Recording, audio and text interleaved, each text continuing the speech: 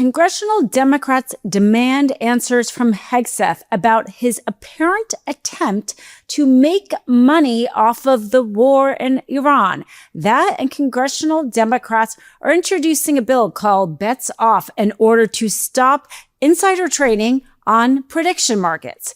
Because this Trump regime is not only trying to wage a war that seems to be committing war crimes by blowing up civilian infrastructures like bridges, they are also trying to personally profit off of it from the American people.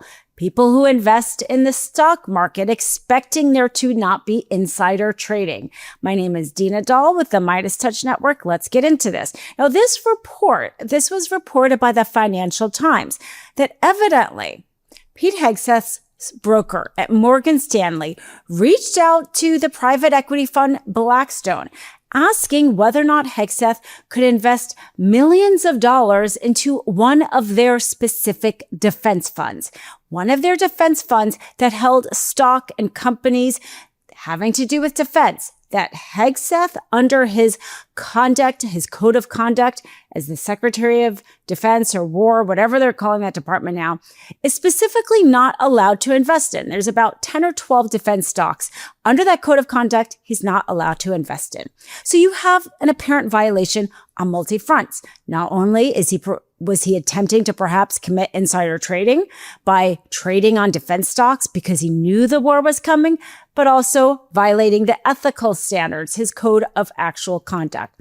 Now, the only thing that perhaps prevented him from committing insider trading was the fact that he was prohibited from buying this private equity fund because at the time, Morgan Stanley clients were not yet able to invest in the fund.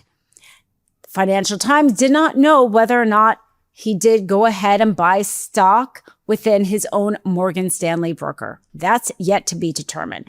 But another thing about this that raises really serious questions is why it was for that much. Because according to his net worth, he is not worth that much. The money that he received as a Fox News anchor, he earned about $2 million a year. But also, according to his financial disclosures, his net worth is between $1 and $3 million, most of it with his wife, because he's had to pay child support and other alimony, etc., because of his divorces. So the question not only is the fact that here he was trying to buy defense stocks apparently before this war based on information he knew, but how did he even think he had that much money to do it? Alarming on so many levels. Of course, he denies these reports.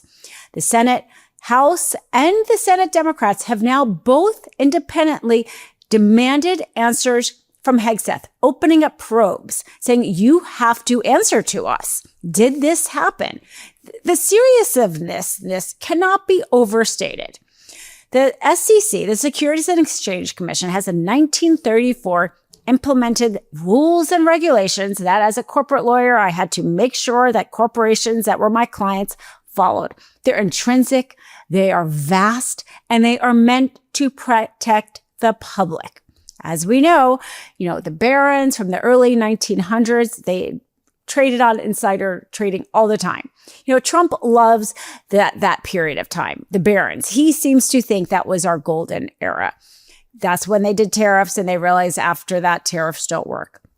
And it's true. The barons got very rich from insider trading, but it hurt the rest of us, so much so that they implemented this SEC Securities and Exchange, which basically says, here you have the Republicans. Instead of trying to expand Social Security, instead, under George Bush, they incentivized Americans to contribute to the 401k, to contribute to the stock market, saying every American should have the opportunity to invest in the stock market.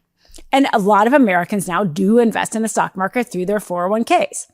And then now you have this period of time where Hegseth and who knows who else is apparently trying to take advantage of all that money Americans have put for their retirement, saving for college, who knows what else, into the stock market. Because when you make a trade based on insider information, you are cheating. because somebody like you or me are making trades without any information. And so we could very well be making bad trades. That's the whole point of violating or banning insider information, to make this an even playing field. But the oligarchs and Trump, he has been doing everything since day one to not make this an even playing field. So here's Hegseth boasting about these seemingly war crimes that we are doing. I mean, it's a disaster. They have no idea what they're doing. Instead of making us safer, they are making us so much less safe. Committing a war crime with bombing of that bridge, allowing Israel to occupy southern Lebanon, which the Canadian Prime Minister is saying an illegal invasion, the complete mess they are making. And yet, at the same time, apparently trying to profit off of it.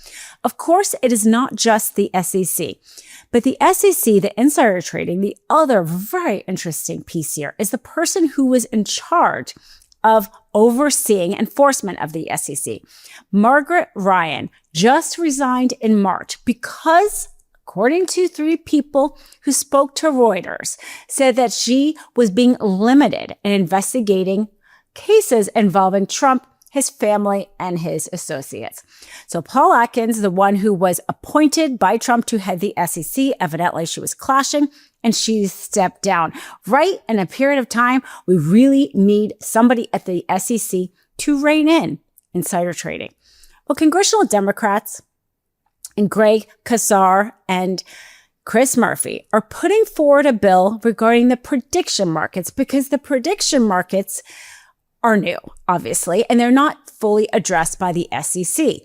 They may very well still be illegal to use insider information to do on the prediction market, but rather than have there be any vague or uncertainty, they're introducing the bets off law. Take a listen. I'm here with my good friend Greg Casar, and we just introduced the Bets Off Act. This is really important legislation that will ban prediction markets for government action like war and peace. What we have found is that in this administration, there are clearly individuals in the White House who are making money off of when the United States goes to war or not. And it's time that we just say there's no circumstances in which government action should be pushed one way or another based upon an individual's desire to cash in. I really appreciate you partnering with me on this. It feels really urgent. Yeah, I mean, it's nuts, y'all. There were over a dozen people who made over 6 figures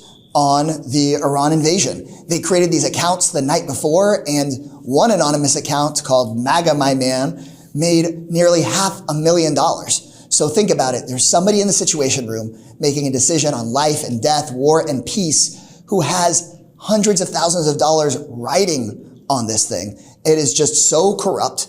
And so we need to have prediction markets no longer be rigged, have them no longer be about war and peace or government action.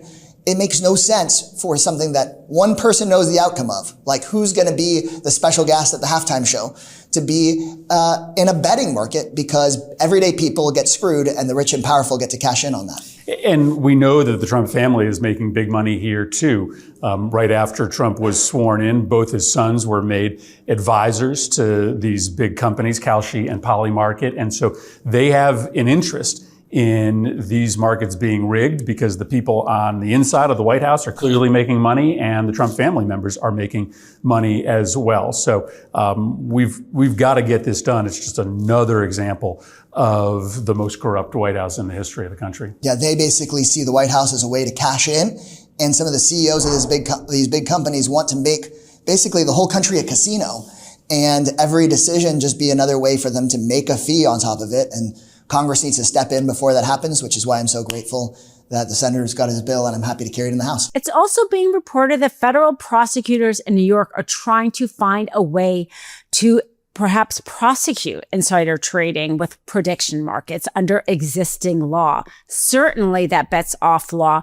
would help because of how depraved and disgusting it is that anybody would try to profit off of this, the level of corruption. And frankly, then you rarely have to wonder when and why they're going to leave. Are they going to wait until they make a certain amount of money? I mean, the reasons for reining this in are innumerable. Thankfully, we're seeing Democrats try to get Hegseth to answer for his conduct, testify under oath whether or not that reporting was true or not, rather than just issue a statement of denial. Sorry if we do not believe your statements, considering how much Trump and his cabinet officials are willing to lie. If you haven't yet subscribed to the MeidasTouch YouTube channel, be sure to do that. Follow the Mistrial podcast wherever you listen to podcasts. And please help support our sponsors in the description below. So grateful our sponsors do not censor what I have to say, which is so critical in this moment.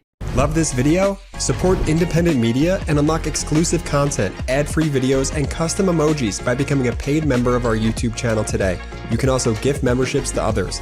Let's keep growing together.